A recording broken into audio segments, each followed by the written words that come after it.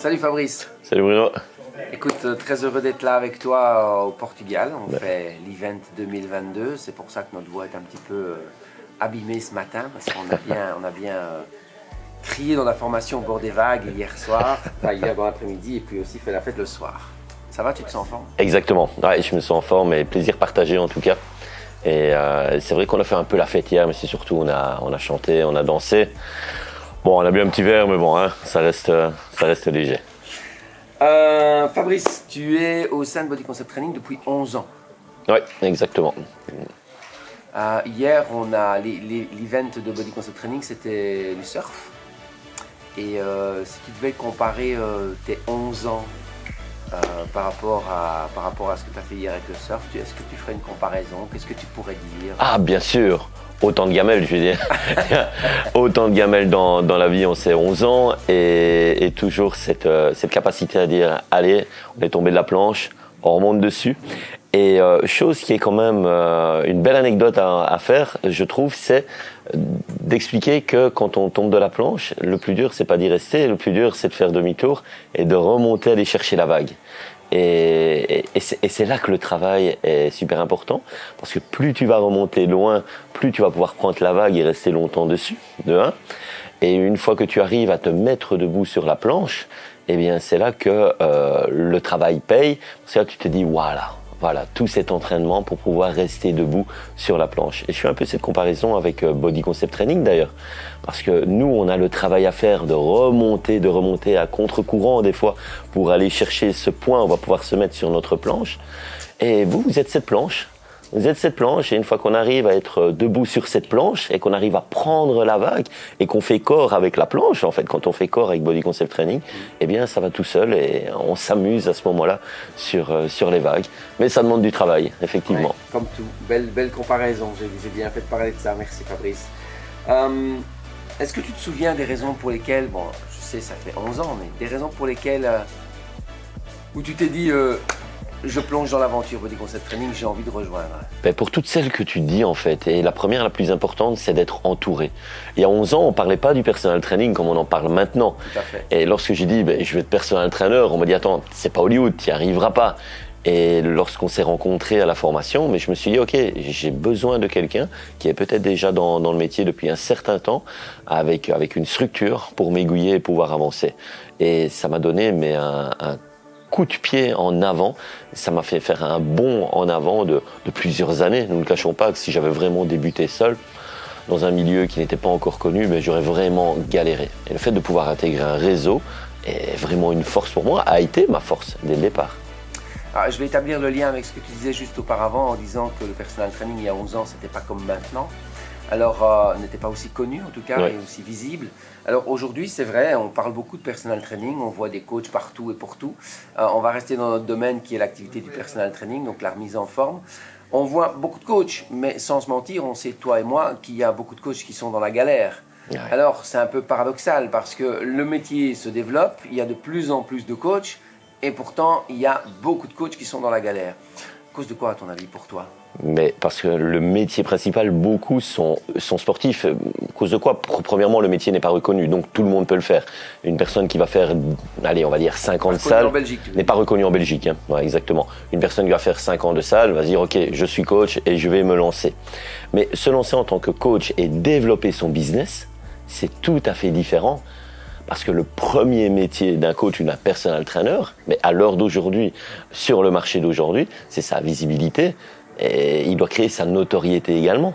Et c'est là que c'est important d'être dans une structure, d'être encadré sur le bon chemin. Parce qu'il y a beaucoup de coachs, mais beaucoup ne savent pas communiquer. Après, je ne parle pas, je ne suis pas ici pour parler du travail des uns et des autres, qui pourraient aussi porter sur une discussion. Mais c'est surtout sur leur visibilité et leur notoriété. Il y en a énormément, comme autour de ma salle. Autour de mon centre, il y a énormément de coachs, mais je ne les connais pas, je ne les vois pas. De temps en temps, je les vois passer sur Facebook. C'est ça. Mais voilà. C'est ça. Ok. Quelle est pour toi, avec les lunettes d'aujourd'hui, donc avec 11 ans de parcours, quelle est pour toi la chose la plus difficile à tes yeux dans ce métier de personal trainer? Se faire connaître. Se faire connaître. Ok. La chose la plus facile?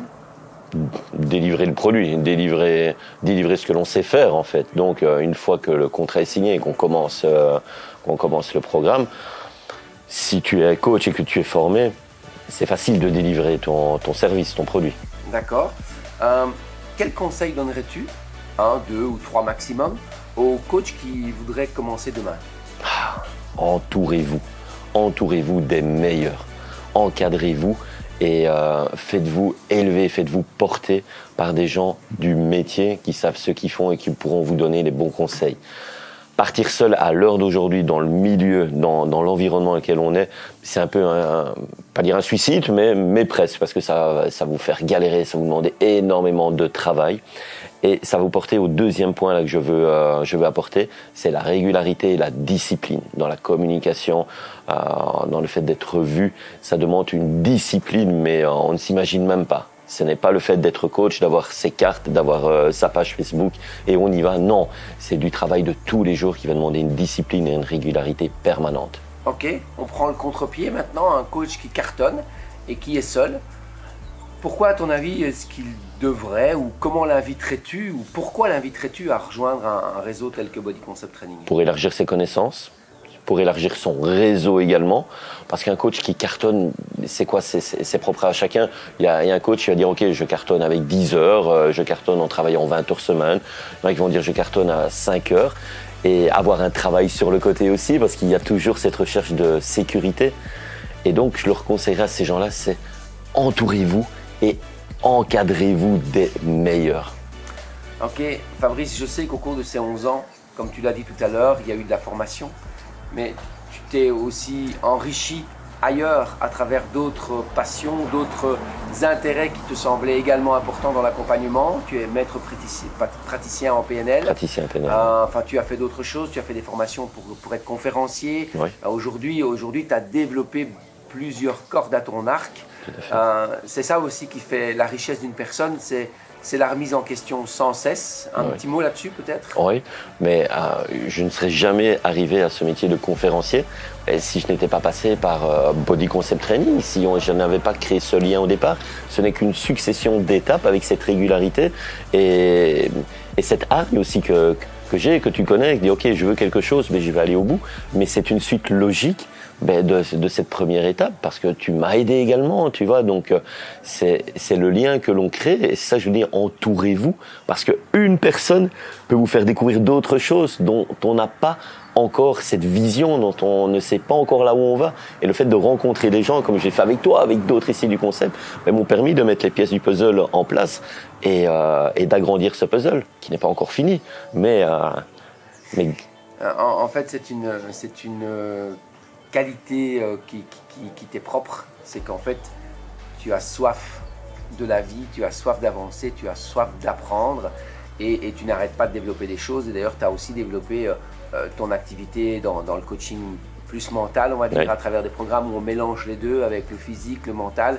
Et cite-nous ton site, comme ça les internautes peuvent aller voir. C'est fabricedeporter.com. Voilà. Tout simple, fabricedeporter.com. Et puis les gens découvriront aussi ce que tu fais à travers cette continuité et cette belle aventure dont le départ a pris... et mon livre aussi. Et ton livre. Et mon livre aussi. Rappelle-nous le titre de ton livre. C'est l'énergie du succès. Ça veut tout dire. Je pense que quand on te voit, même un lendemain d'event, on comprend que l'énergie est toujours là. Et c'est magnifique. Est-ce que tu as eu des freins avant d'intégrer Body Concept Training? Des interrogations? Avant, j'ai intégré directement Body Concept Training, mais les freins que j'avais, de par mon ancien boulot, je ne sais pas si tu te rappelles, on en parlait ensemble, je travaillais pour Albert Frère, j'avais un temps plein. Et j'ai commencé un peu à mi-temps. Oui. Et là, ma crainte, c'était et si je ne remplis pas mon agenda, qu'est-ce qui va se passer? T'imagines, j'ai quand même un boulot stable, j'ai un beau salaire et j'ai des enfants. Qu'est-ce qui va se passer si je ne remplis pas mon agenda? Pour moi, c'était ma première crainte. Oui. C'était celle-là. Le premier frein, c'était de se dire waouh, est-ce que je lâche tout pour faire ce métier ou pas? Et tu te souviens de ma réponse quand tu t'as interrogé par rapport bien sûr, je m'en souviens. Tu m'avais dit, dès que tu vas te dégager du temps pour faire ton métier, tu vas voir que les prospects vont venir à toi parce que tu vas y mettre beaucoup plus d'énergie.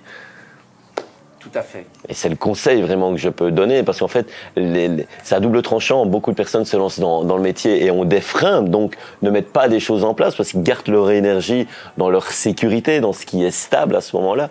Et c'est le fait de... C'est ça le plus dur, hein, c'est vraiment sauter au-dessus de cette barrière et se dire ok, je saute au-dessus sans trop savoir ce qu'il y a, mais on est quand même professionnel, donc on se fait une petite idée, et là l'énergie se déplace. Elle nous accompagne de l'autre côté, et là on y va, on ouvre la machine, et je pense qu'il m'a pas fallu un mois pour remplir l'agenda. Je m'en souviens très bien. En fait, c'est un peu comme une porte, hein. Si elle est entrouverte, ça va être difficile de passer. Dès qu'on l'ouvre et qu'on actionne les charnières, on passe de l'autre côté beaucoup plus facilement. Exactement. C'est un petit peu le même principe. Fabrice, on va en rester là, et je vais te demander de terminer comme ceci en te posant une dernière question. Que t'inspire cette phrase d'Henry Ford qui dit « Se réunir est un début, rester ensemble est un progrès, et travailler ensemble est la réussite ». Je ne peux être que d'accord avec ça. En étant 11 ans dans un concept comme le nôtre, nous sommes maintenant une soixantaine de personal trainers. Quand j'ai commencé, on était 7. Et si cette évolution personnelle, je l'ai faite jusque maintenant, c'est grâce aussi à ce concept qui grandit de jour en jour.